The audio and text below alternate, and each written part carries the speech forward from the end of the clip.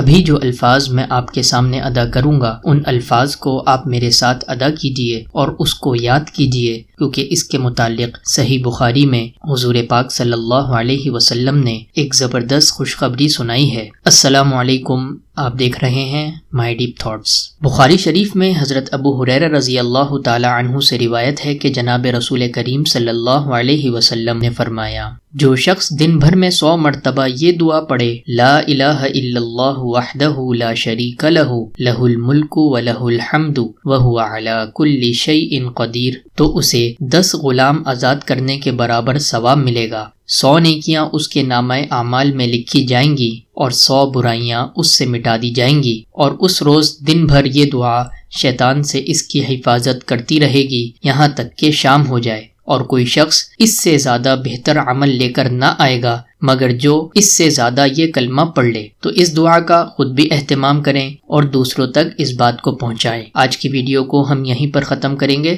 امید کرتے ہیں آپ کو ہماری ویڈیو ہمیشہ کی طرح ضرور پسند آئی ہوگی۔ اگر پسند آئی ہے تو ضرور لائک شیئر کریں۔ ملتے ہیں اگلی ویڈیو میں، تب تک کے لیے اللہ حافظ۔